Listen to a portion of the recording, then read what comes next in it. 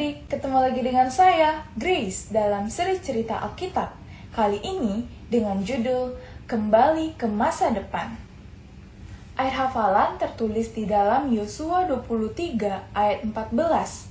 Satupun dari segala yang baik yang telah dijanjikan kepadamu oleh Tuhan Allahmu, tidak ada yang tidak dipenuhi. Semuanya telah digenapi bagimu. Tidak ada satupun yang tidak dipenuhi. Pekabaran, aku mengetahui bahwa Allah menepati janjinya, karena nubuatan Alkitab menjadi kenyataan. Carlos tahu bagaimana mengendarai sepeda, tetapi adiknya Sarita tidak. Sarita ingin belajar. Carlos, maukah engkau mengajariku naik sepeda? Sarita memohon. Aku akan mulai mengajarimu besok setelah pulang sekolah. Carlos berjanji. Aku mau pergi ke rumah Juan sekarang. Keesokan harinya, setelah pulang sekolah, Carlos mengeluarkan sepedanya. Sarita berlari menghampirinya, tetapi Carlos berkata, "Nanti saja Sarita, Juan mengajakku bermain bola bersamanya." Sarita mulai menangis dan berkata, "Tetapi engkau berjanji mengajariku setelah pulang sekolah hari ini." Carlos menjawab, "Aku tidak mau sekarang. Juan sedang menunggu, dan ia pergi." Apakah Carlos menepati janjinya? Allah tidak pernah melanggar janjinya.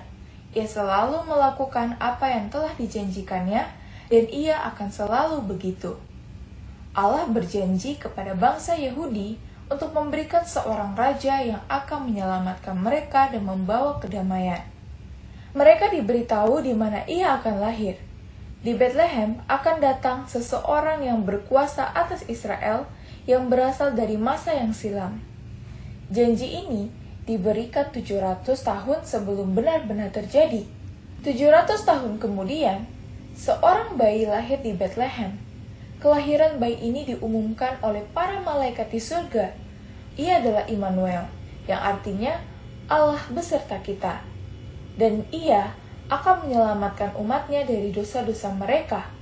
Allah menepati janjinya. Mika sang nabi berkata bahwa penguasa yang dijanjikan akan mengembalakan domba-dombanya. Keagungannya akan mencapai akhir dunia.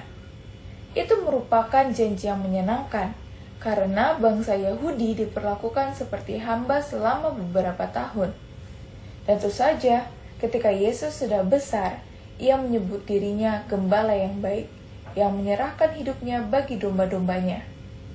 Allah menepati janji-janjinya, dan Yesus memang menyerahkan hidupnya untuk dosa semua orang di dunia.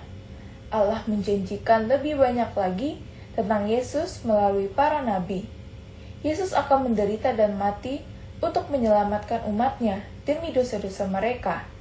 Yesaya menulis bahwa Yesus terbiasa dengan penderitaan. Dia tertikam oleh karena pemberontakan kita. Oleh bilur-bilurnya, kita menjadi sembuh. Tuhan telah menimpakan kepadanya kejahatan kita sekalian. Ia menanggung dosa banyak orang. Ya, Yesus benar-benar mati untuk menyelamatkan engkau dan aku. Allah menepati janjinya. Suatu Sabat, Yesus sedang berada di rumah ibadah. Ia diundang untuk membaca Alkitab pada zaman itu. Gulungan.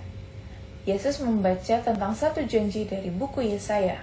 Allah akan mengutus seseorang untuk memberi kabar baik pada orang miskin, memberi kebebasan pada para tawanan, dan membantu orang buta melihat. Semua orang mendengar dengan saksama, dan kemudian Yesus menutup gulungan itu dan memberikannya kepada hadirin. Ia duduk untuk memimpin diskusi. "Pada hari ini, genaplah nas ini sewaktu kamu mendengarkannya," ia mengumumkan. Dengan jelas ia berkata, "Akulah orang yang dijanjikan padamu. Janji ini telah digenapi." Sekarang adalah zaman kita, zaman akhir, dan kita sedang menunggu janji terakhir Allah untuk digenapi. Janji yang diberikan para malaikat tepat setelah Yesus kembali ke surga. Apakah engkau mengingatnya? Yesus ini yang terangkat ke surga meninggalkan kamu akan datang kembali dengan cara yang sama seperti kamu melihat dia naik ke surga.